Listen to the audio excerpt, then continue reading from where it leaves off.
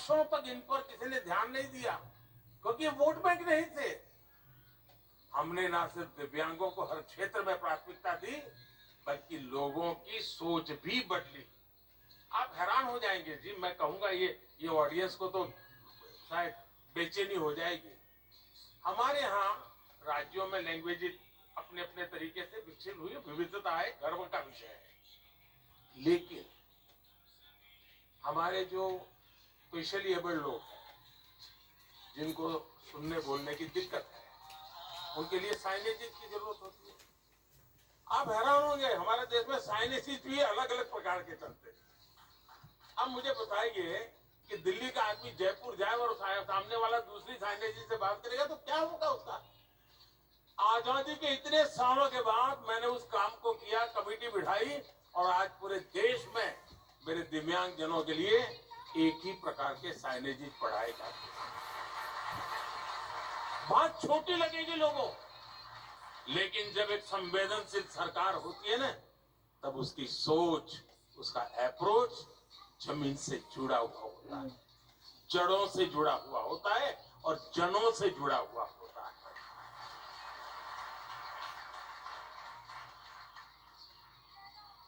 और देखिए, दिव्यांगों के प्रति आज समाज का नजरिया बदला है। पब्लिक इंफ्रास्ट्रक्चर का निर्माण तक दिव्यांगों के हिसाब से अब बनना। आर्किटेक्चर जो होते हैं वो भी डिजाइन करते समय दिव्यांग के लिए बना करके ले आ रहा है। ऐसे कितने ही स्पेशल ग्रुप और कम्युनिटीज है जिन्हें आजादी के बाद से कोई महत्व नहीं दिया गया।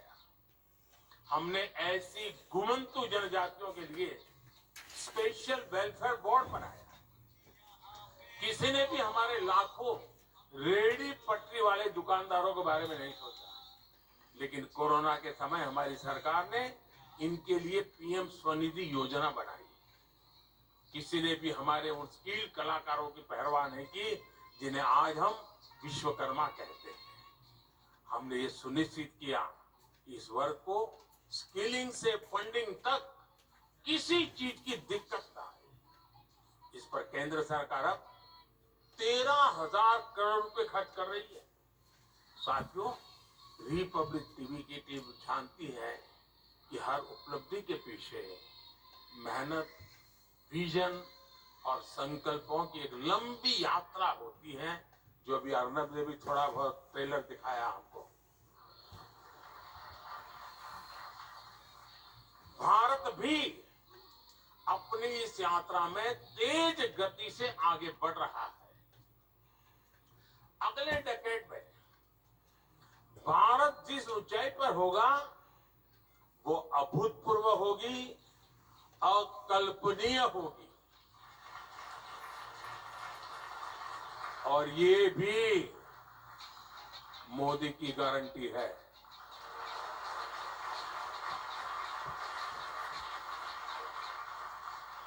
साथियों, मुझे अच्छा लगा आप भी एक ग्लोबल विजन को लेकर के आगे बढ़ रहे हैं, तो मुझे पक्का विश्वास है। लेकिन जो आपने कहा, तो मैं विदाउट रॉयल्टी एक दो सुझाव दे दूं। कोई रॉयल्टी की जरूरत नहीं है मुझे। देखिए, आप राज्यों की जो चैनल बनाने के लिए सोच रहे हैं, एक के बाद एक करने जाएंगे तो मेल नहीं बैठेगा साहब।